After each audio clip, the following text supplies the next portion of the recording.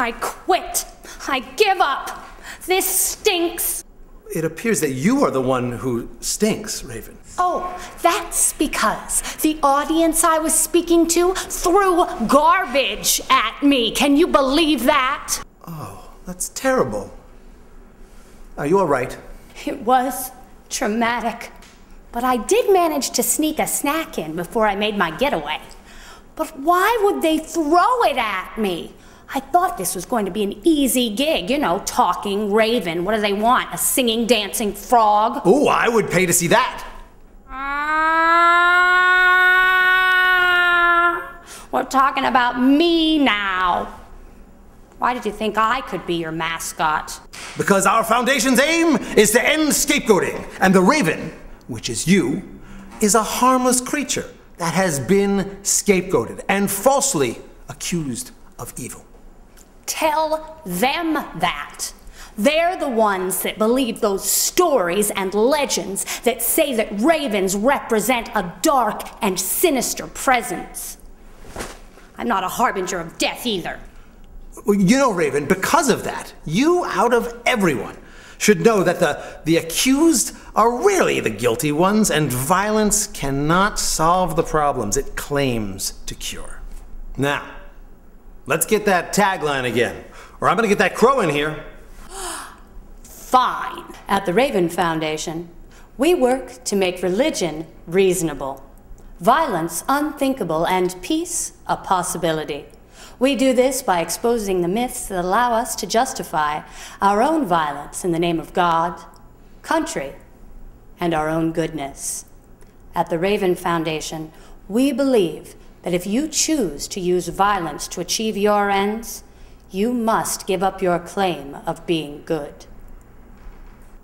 Perfect. Well, what did you expect? Damaged wing and all. Oh, not again. Why do you keep flying low through that yard? I like a challenge. Besides, that kid is a crazed delinquent. You're a masochist. Just let it go. No pimply 16-year-old human is going to dictate my flight pattern. Well, you could just fly out of range, but over his yard, couldn't you? Why would I do that? Oh, stay there. Oh, yes. Good. Model obstacle. Yeah. Dependence on the enemy. I landed a good one today. What? The splat landed square between the eyes.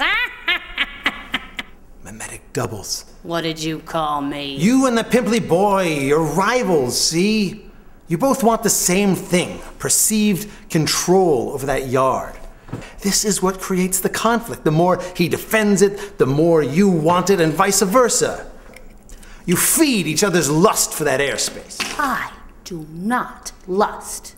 Well, sometimes. Where does it stop? He throws a stone at you, you drop a bomb at him. You're twins, mimetic doubles. Now wait a minute. I know. You're nothing like that kid. He's the enemy. He deserves it. That kid is a delinquent. Let me tell you a story. Unless you're going to talk about the new porch you're adding to my nest, I don't want to hear it. How about a little baloney instead? Baloney. It all started when one of the brothers in my fraternity was graduating and leaving the room on the top floor that overlooked the grassy lawn where the sorority sisters like to sunbathe. Oh, where is this going? It was also the popular place to watch the game and just hang out. I mean, if you had that room, you were popular, automatically. Well, my friend Carl and I were stuck in the same dingy room for 2 years. It was small and overlooked the alley in the back where the garbage was collected, and it smelled bad. Garbage. Raven, pay attention. One day Carl asked me to come up and take a look at the room with him. He said he was going to take it the next semester. Well, then at the end of the year, when the guy who lived there was moving out, I ran into him in the hall and he asked me to help him. Well, being a good fraternity brother, I did. Well, when we were finished, we shared a cold beer, and he said, "I'm going to make sure you get this room next year." And I didn't say anything about Carl.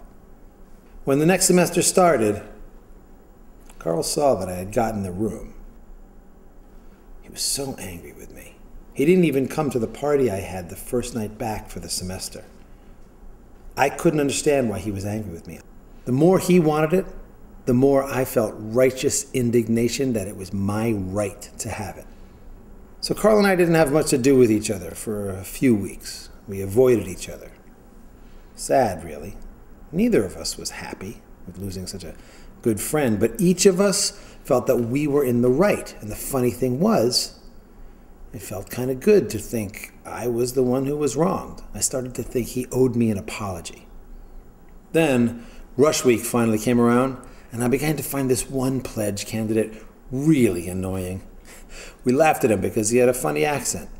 Anyway, Carl and I realized one day that we both thought this guy was so annoying, and we decided to blackball him. I look back at it now, and I see how cruel we were. But at the time, it really helped heal our breach. We were able to overcome our conflict by conspiring to block this poor kid from our frat. It worked like magic. Neither one of us apologized to each other or ever acknowledged we had a problem. It just sort of went away. And Carl started hanging out with me in the room. So, what happened to the kid you blackballed? I don't know.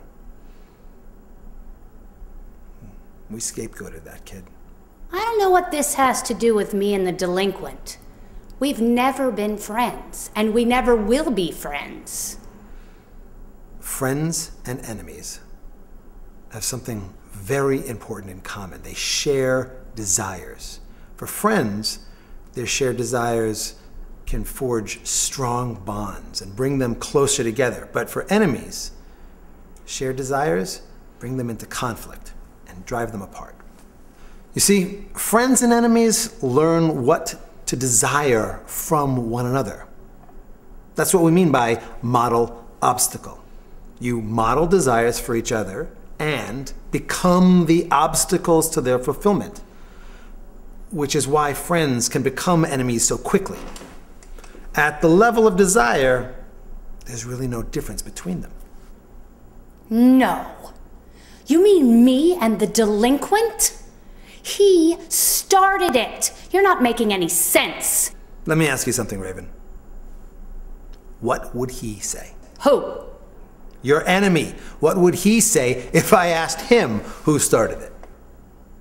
Who can trust him? He's a liar. Wouldn't he say that you're the liar? Who are you going to believe, me or that hoodlum? The one who is brave enough to end the conflict is committing the only original act in this whole mess. I'm an original. No, not if you trade tit for tat. You're simply a pale imitation of your enemy. What am I supposed to do, become Gandhi? It's incredibly hard to accept responsibility for your role in conflict. It's so much easier to fix the blame somewhere else. It's the same story everywhere there's conflict, whether between friends or families, religious groups, ethnic groups, or nation states. We are all totally convinced of our own goodness and of our adversary's wickedness. And we all believe in the justice of our own violence, which we claim is always defensive and provoked, and the injustice of our enemy's violence, which we believe is aggressive and uncalled for. If everyone is claiming to be good, who's responsible for all the anger, hatred, and aggression? Evil exists, no doubt about it.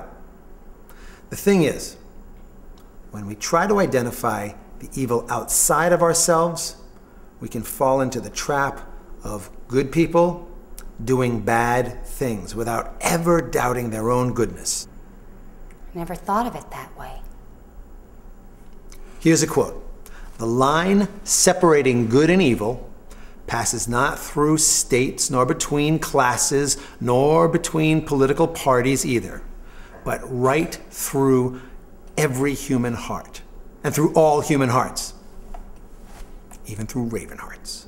Great quote. Alexander Solzhenitsyn, right? I'm glad to see you've been reading, Raven. What do you say, Raven? Are you in? Can you forgive your enemy and not fall into the same traps? I suppose I could fly a little higher. I'm proud of you, Raven. Now, can you help me get the message out? It's a lot to memorize. I'm going to need more baloney. Ooh,